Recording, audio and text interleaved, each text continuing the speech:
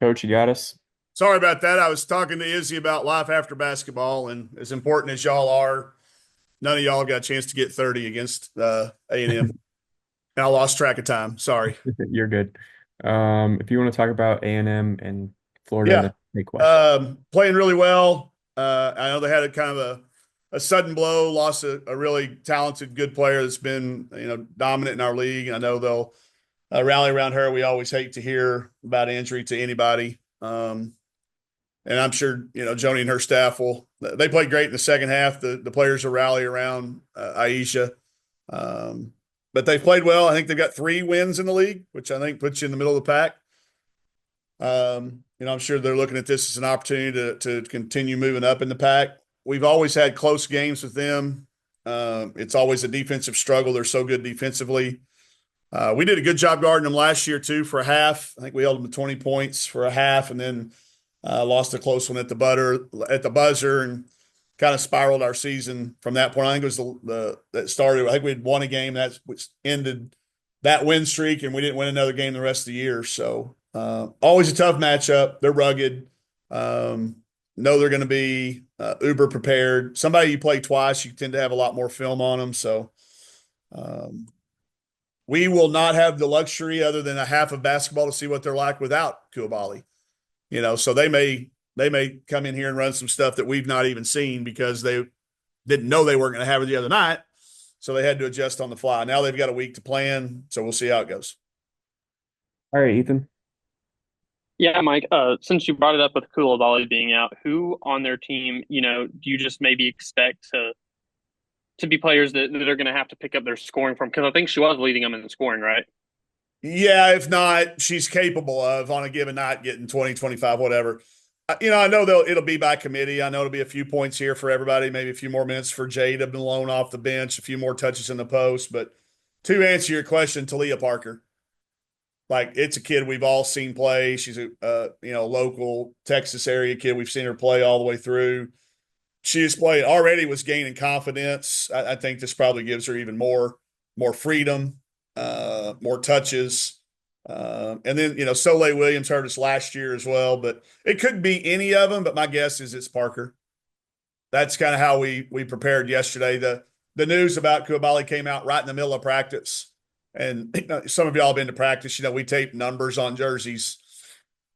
And we had, one of our guys' practice team was wearing number 5. And I say, hey, you can take that jersey off. We hate to hear it, but we're not going to be preparing for her anymore. So we put 21 in that role. And that's just a sheer guess. I don't know. They may have different plans. I'm sure it'll be by committee, but I would expect Parker. And then you said you were just talking to Izzy about life after basketball. I'm curious, does she have, you know, professional basketball aspirations? Like, what's it like, that conversation? Like you would expect with any kid, that's all over the map. It's like, I want to play. I don't want to, it's like, I want to coach. I want to do this. I want to go into life after, it's all over at this point in time. And I try not to bring it too much up, but like when we have a little bit of time, we visit about that because, through now, is this my 25th cycle of kids? It's pretty abrupt once the season's over. It's like, you build up and then wham, real life starts. And I think we have to kind of immerse them a little bit. So I try to hit her once a week or once every couple of when there's just a natural break. I don't try to force it. We don't have a set coffee meeting or anything, but it varies. She's just kind of gathering information as you would expect from, I don't know how well you've gotten to know her, but she's not going to make a decision that's not well informed. She's got a lot of great questions. She's got a lot of great people, support system, very mature in it. I think she's keeping her options open. There's no question that if she decides to play beyond college, that she can. There's so many opportunities, and again, just based on people from the past that have had the similar desires, there's no question that she can do that. But she has to want to, So we're just trying to make sure we've got 3 paths prepared. One all basketball, one no basketball, in that kind of middle lane. It's kind of hedging your bets, seeing if she wants to go into coaching, try to get her to the Final Four, in Tampa, try to get her involved in some of those things that, young aspiring coaches get into. So I just want her to be well informed. not trying to overwhelm, not trying to take our focus off what we've got still to play with, but nonetheless, got to make sure that you don't wait till the last minute and just spring it on a kid and let them go once once they turn the uniforms in. I got one more. Is just you've been through a gauntlet of games where you look up at the SEC standings and teams that you've played are almost all just at the top. You're going through a stretch now with a lot of teams kind of in the similar range as you. How important are, I guess, this next little batch of games? Uh, we've talked about it. It's not like we didn't know what we were getting into. I don't know if Fuller. I asked Fuller to do a project yesterday to where you looked at the number of wins that our opponents have, and I think we were second, weren't we, Fuller? Is he still on here? Yep, second. Yeah. Like South Carolina's team has won, their opponents have won 303 games. I think ours is 283 or 93. 98, 298. 298. Like that is absolutely ridiculous. I look against it's 20 wins, 17 wins, 19 wins. We played two teams that have been number one, two teams that have been number two, three that have been number four. Um, so I think what's important is where we're at mentally. The fatigue it can cause your body when you feel like you're improving, but there's really no way to prove it. Because we are a sport that has a scoreboard. So I think where we're at mentally, as likewise with our opponents that are in the same boat. I think there's 13 teams in the Power Five that have 0 or 1 wins in their league through 7 or 8 games, which has never happened. It's kind of due to the new conference alignment. But I think the team that handles it the best mentally will be the team that doesn't play on the first day of the SEC tournament. And we do have several of those coming up. It's the way the schedule fell. And how, going through the hard times make you go through them. So we'll see if we've polished up or been ground down. I don't know that this one particular game is going to determine that, but I do think this next run, like you pointed out, will determine how we kind of feel about the end of the year.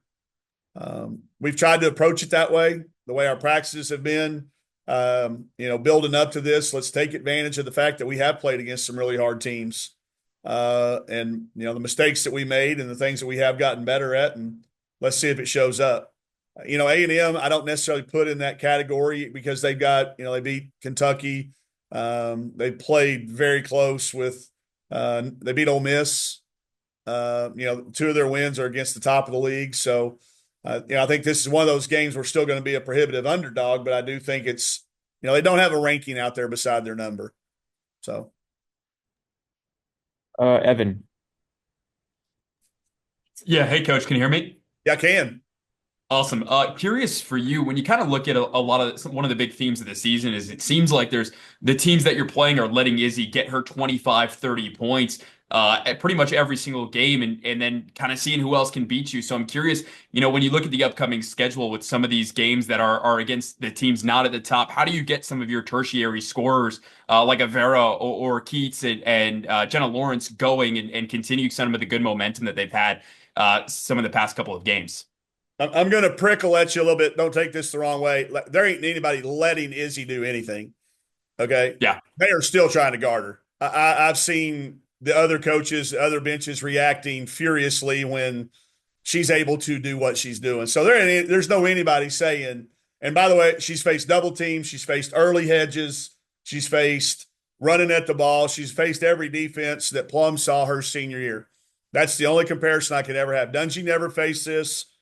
Because we maybe had, I think you used the word tertiary, which I actually know what that means. Okay. I know what that means because I had a very good educator when it got to the secondary and tertiary. I forgot what the 4th level is called, but it's important. I'm not trying to downgrade. Your question is a great one. Everybody you've mentioned has had a night. Keats has had a couple nights. Kiki's had some nights.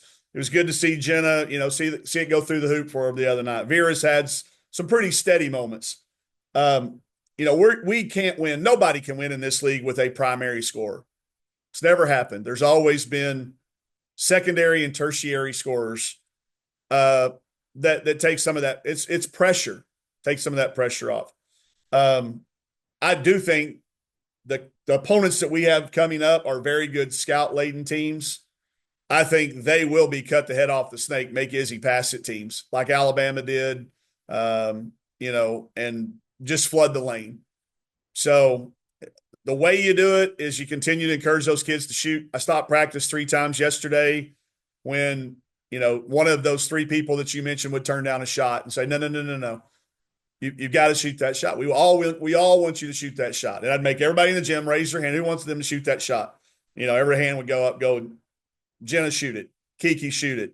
Keith, shoot it. I think if we want to go through this last 9 game, I think we have, is that right? 9 left?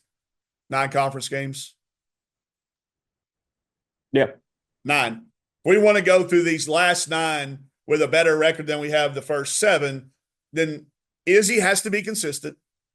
And we do need 2 or 3 of those people to shoot it like they're capable, defend like they're been doing in practice, and just stay healthy. If we can do that, then I think that record in those last 9 games can be percentage-wise better than our first 7.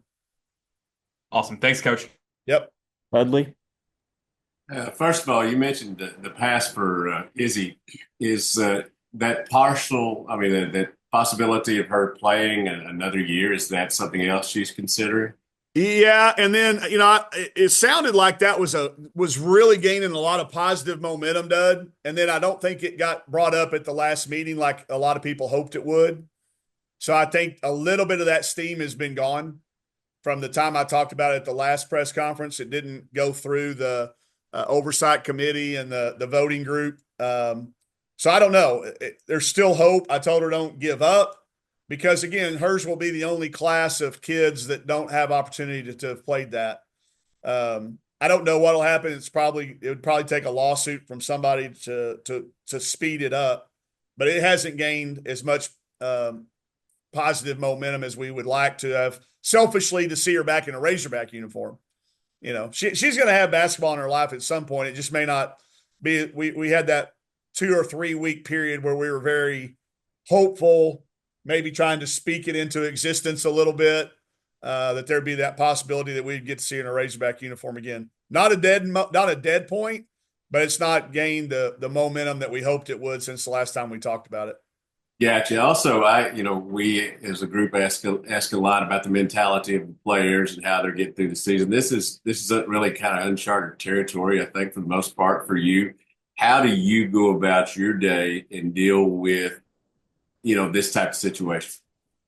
Well, luckily it's not, because I didn't always draw back on that 1 in 25 year at Bentonville. Mm-hmm. And I've done it a lot, to the point that I've even reached out to a couple of those players and said, hey, what was some things we did that got us through, and got us to that state finals 2 years later. And a couple of the feedbacks were just that we never stopped coaching. We never stopped practicing. We never let the scoreboard and the record determine our worth, and it's hard because it's a little bit more publicized than our Bentonville high school days were. It's a bigger picture and not even bringing social media and all that stuff into it. It's a great question, Dudley, and it is something that is uncharted collegiately. So it's grown more grown people. So the way I've done it is just tried to live even more in reality world. And tell kids this is the context of it, and this is the perspective of it. And you have to do that. That's why I had Fuller do the project that he did to show, hey, look, we could be this record and this record. There's no question we could have been. If we could have bought out of the game against Fairfield. I could have called Corey and gotten the game moved to a year later when we had a more experienced roster. But I don't think that's the way you do it. I think you go through the hard times, and it's going to teach these kids for later on in life. They'll be able to draw back on it. So we live even more in reality world than ever.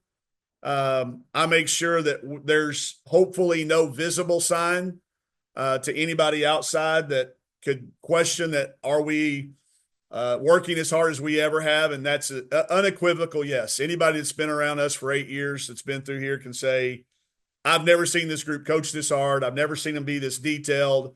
They've not for 1 second let up because of the score. We're over there trying to win the fourth quarter the other night into the last media timeout. And again, I've had people, send me direct messages saying, how Bush League that is, that you're trying to win the fourth quarter of a 20-point game.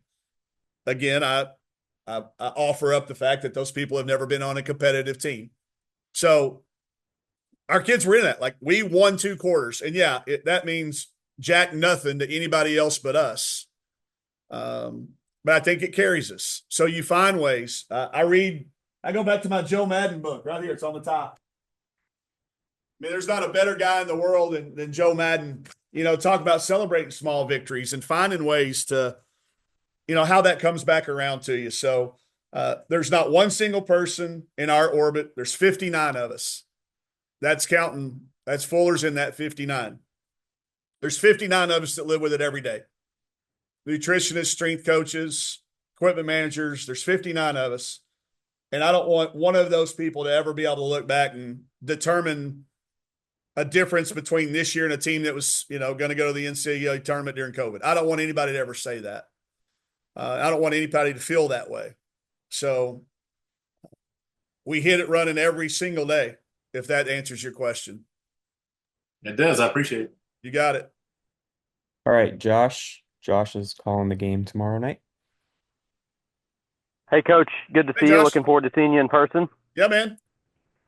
Hey, Carly Keats, the three-pointers have been up and down a little bit this year, but the last 2 is like her best 2-game stretch of the year. Is that just the ebb and flow of the season, or is there anything that you've seen in her confidence-wise or a difference lately? I love Carly, so I'll tell you this story. I know she won't care. She came off the bench for us last year until, because of injury, she had to start. She was great off the bench. Mm-hmm. This year, because of where we're at, she had to start. And for the first few, part of the season, I don't think she played up to her potential like she did last year. So we made a lineup change. And, I think too many people in the world think a lineup change means that you're being demoted or you're being fired or you're being whatever. It's not. I went to her and said, we're going to make a change because I feel like we're going to be able to get you more and more better shots coming off the bench. She responded. So I, as a coach, wanted to think, hey, that worked, because I came up, that was my idea, and it worked, So I went to her and I said, hey, I need you to help me here so that for later on in life, I said, did you play better because we made a little bit of rotational deal and the ball found you better, or you felt more confidence? Or did you just play better because you were pissed at me? And she looked up at me, she goes, because I was pissed at you.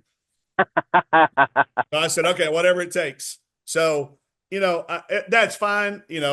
I've always said, I don't care if our team's all mad at the coach as long as they're mad together. Jenna has had a struggle to make shots. She comes in and plays with a little more calm, maybe a little looseness. So I'm not going to take any credit for it, but I'm also not going to let them take all the credit. I think it's a combination of the 2 things. I think they were pissed. I think it got them focused. I think they had a little bit better preparation because they were out to prove something. So, and that's fine. That's okay. That's part of my job as a coach, is to get the best out of every kid. So, now the question becomes, now you're playing good.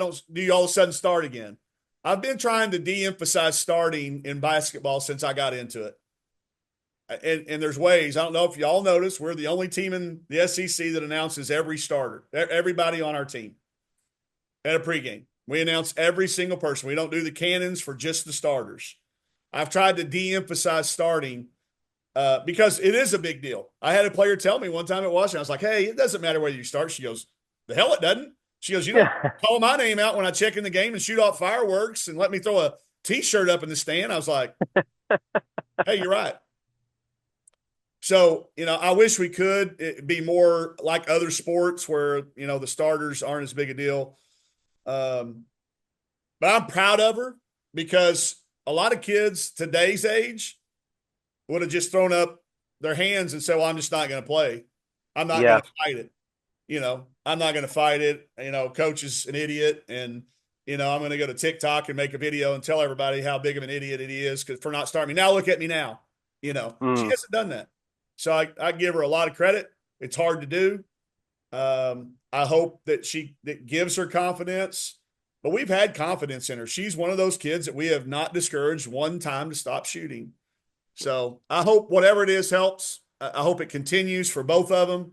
They both obviously had the opportunity to leave with everybody else last year. They did not. They stayed. So believe me, I want nothing but success for those two kids because they were here. So I'm so happy they made some shots the other night. I know they would have traded the win, but I'm glad that and it's carried over to practice. They've had a couple of good days of practice. I hope it is the shot in the arm they both needed to play happy and not not be not lack confidence. Yeah. Thank you for that. That's a great story too. Yep. I know you mentioned Talia Parker earlier as being, probably the one that steps up in the biggest way. But just in total generality of their team, is there somebody who is kind of an X factor or a glue player that maybe we don't see or look at because the stats aren't there, but there's a lot of stuff running through them?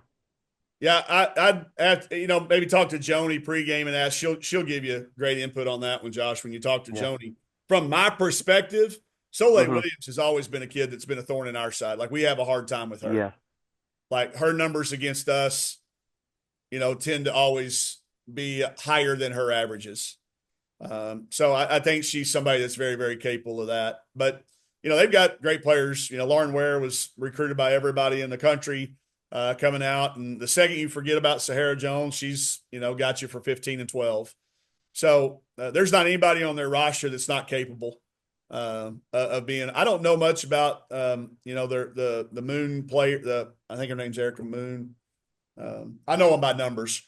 I've seen her play incredibly well too. It could be her. That's why I'm not really because I haven't been in their practices every day to know.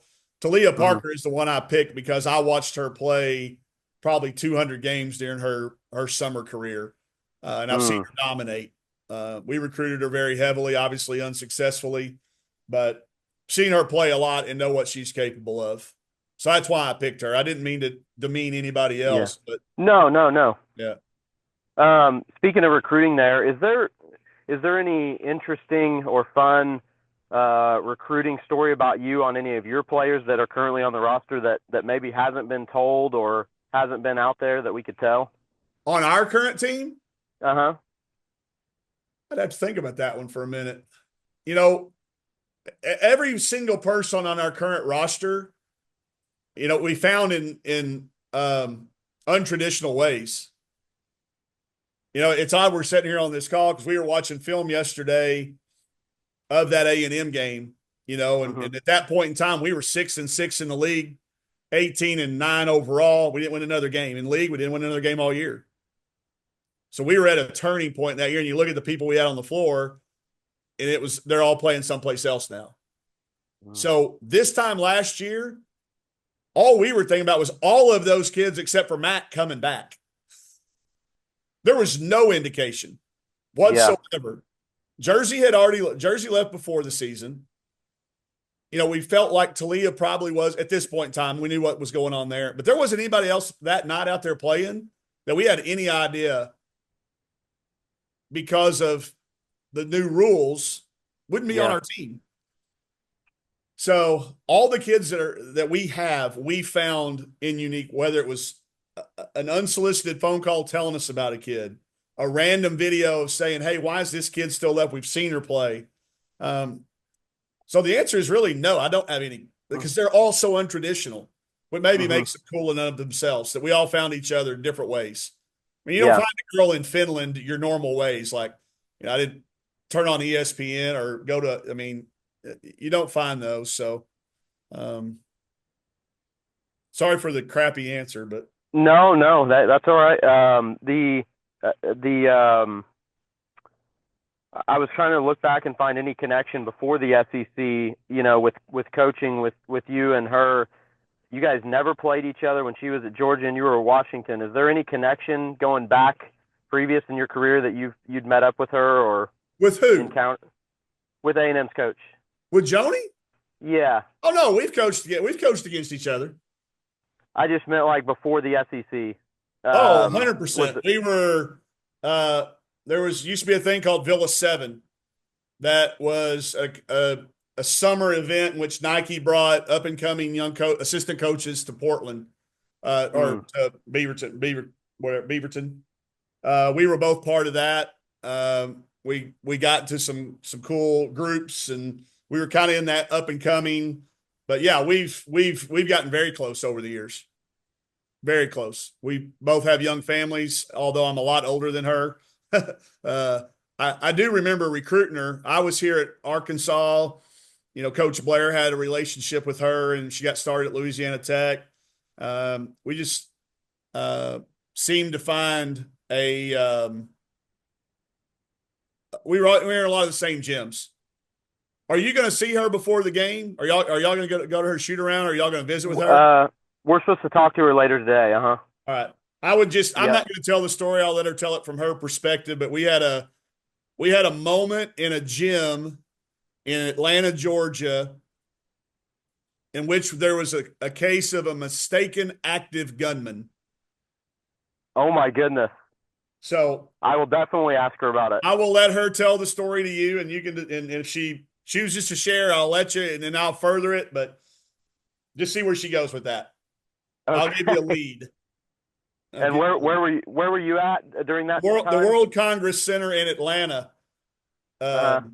She'll remember it. There won't be okay. She won't have to go, let me think. She'll know exactly what I'm talking about. Okay. See, these are the great stories you give us that I love. Yep. All right. Anything specific you'd want us to talk about or highlight on the broadcast tomorrow or bring up? No, y'all always nail it. Okay. Thank you for the time, Coach. You got it. Good luck tomorrow. All right. Thanks, Safe travels.